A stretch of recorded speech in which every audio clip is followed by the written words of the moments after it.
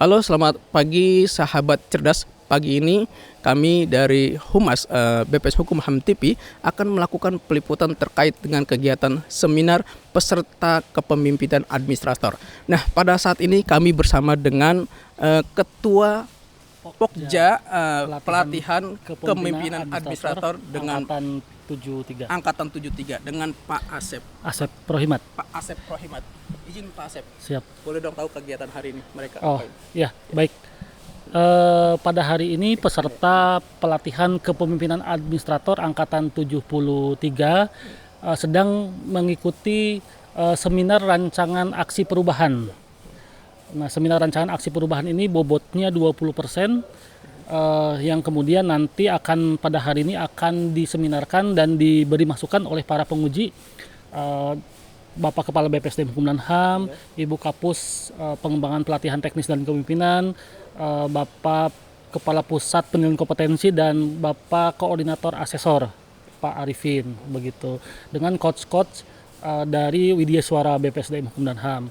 Nah, kemudian setelah hari ini nanti peserta akan kembali ke kampus, kembali ke satuan kerja masing-masing off kampus mengimplementasikan tadi aksi perubahan yang sudah dibuat. Kemudian akan kembali lagi nanti 2 bulan mendatang seminar implementasi aksi perubahan. Jadi saat seperti ini untuk aksinya nanti kembali lagi untuk implementasinya betul. Jadi peserta yang mengikuti seminar ini jumlahnya berapa?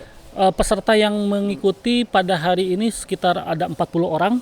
40 orang dari unit eselon 1, ada yang kepala bidang, kepala bagian, kemudian ada dari kantor wilayah, begitu, ada kabag PPL, kabag umum dari kantor wilayah, dan ada kepala UPT, terutama UPT PAS dan imigrasi, gitu, Kakanim, Kalapas, gitu, seluruh Indonesia, sebanyak 40 orang. Sebanyak 40 orang. Betul. Jadi kemarin untuk penyusunan rancangan aksi perubahan ini peserta sudah melakukan studi lapangan ke Kabupaten Garut, gitu ya, untuk mencari di sana lesson learn atau keunggulan-keunggulan di pemerintah Kabupaten Garut itu yang kemudian bisa diambil, diadopsi dan diadaptasi dalam penyusunan aksi perubahan pada hari ini yang pada hari ini kita seminarkan. Begitu, seperti itu. Oke. Itu aja Pak Asep. Iya. Oke. Ada lagi yang mau disampaikan terkait dengan kegiatan hari ini? Ya, mudah-mudahan kegiatan hari ini bisa melahirkan inovasi-inovasi aksi-aksi perubahan di Kementerian Hukum dan HAM yang bagus, gitu ya, yang dapat meningkatkan kinerja organisasi, peningkatan kinerja organisasi, karena PKA itu dia fokus kepada peningkatan kinerja organisasi, manajemen strategi dan manajemen kinerja dari satuan-satuan kerja asal peserta, seperti itu. Jadi dari 40 orang ini mudah-mudahan bisa sangat berdampak terhadap peningkatan kinerja inovasi dan kinerja pelayanan publik di Kementerian Hukum dan HAM secara umum, seperti itu. Itu harapannya gitu. Dan sekarang dan hari ini juga dari penguji nanti akan menyampaikan masukan-masukannya agar aksi-aksi perubahan ini memang benar-benar bisa berdampak, gitu ya. Sebetulnya bukan untuk Kementerian Hukum dan HAM juga, tapi secara khusus berdampak kepada peningkatan pelayanan publik di masyarakat, begitu ya, di publik, begitu ya. Seperti itu, baik di imigrasi, di pemasyarakatan maupun kantor wilayah, Yankum, atau di unit eselon 1 yang bersangkutan. Itu saja mungkin dari saya. Oke, terima kasih Pak Asep. Sama-sama, terima kasih Pak Ali. Baik, sahabat cerdas, demikian wawancara kami BPS Hukum HAM TV dengan Ketua Pokja Pelatihan Kepemimpinan Administrator Angkatan 73. Dan saat ini kami akan melanjutkan peliputan terkait dengan apa saja sih aksi perubahan yang dibuat oleh peserta tersebut.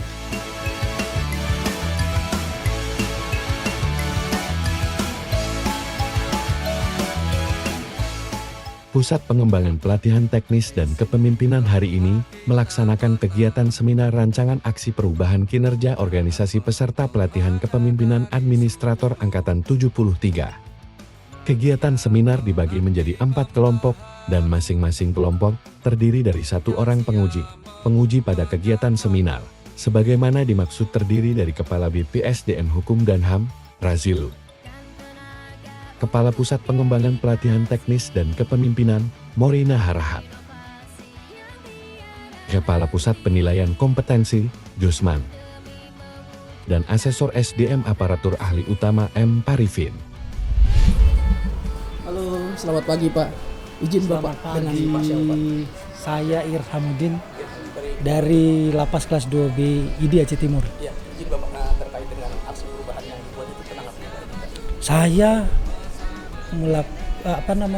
menulis tentang rancangan aksi perubahan saya tentang peningkatan pelayanan pelayanan publik melalui program integrasi warga binaan di lapas ID.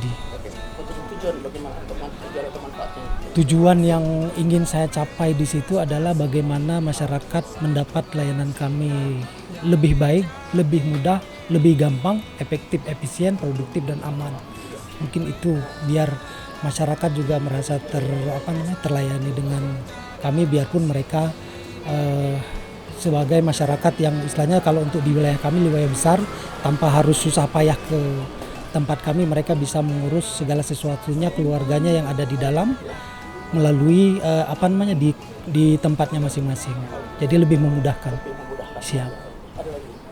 Mungkin itu saja dengan harapan kami istilahnya apa yang menjadi rancangan kami bisa menjadi suatu prestasi buat lapas kami, sehingga lapas kami bisa menjadi salah satu lapas yang bisa memberikan pelayanan prima buat masyarakat.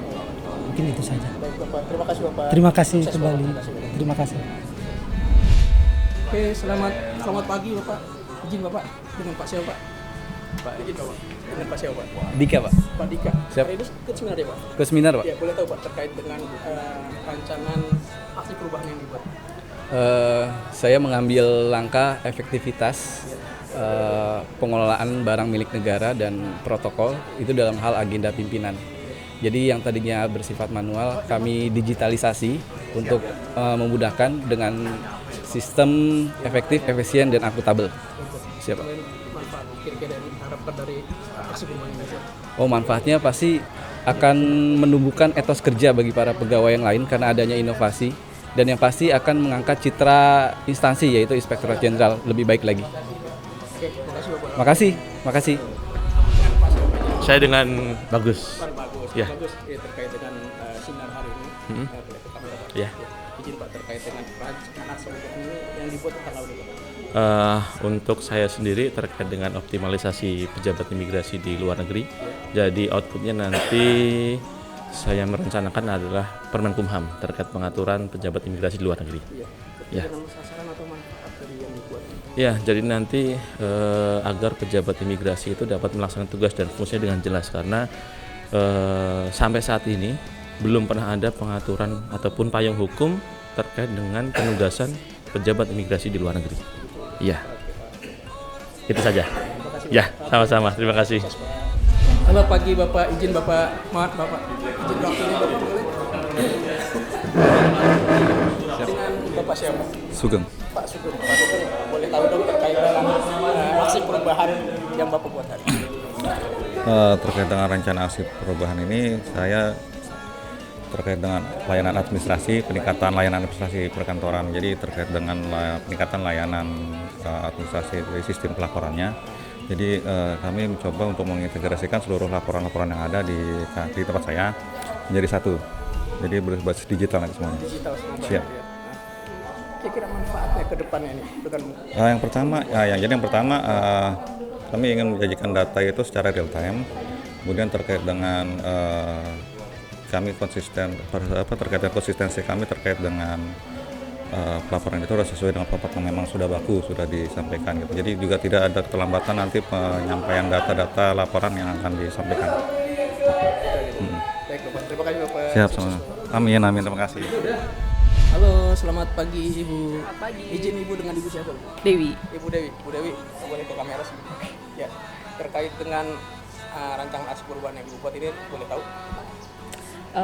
Saya rencananya membuat sebuah pedoman tentang proses bisnis dan SOP, bagaimana cara menyusun, bagaimana cara mengevaluasi, begitu. Tentang proses bisnis dan SOP di lingkungan Kementerian Hukum dan HAM. Karena pada saat ini kita belum memiliki pedoman itu.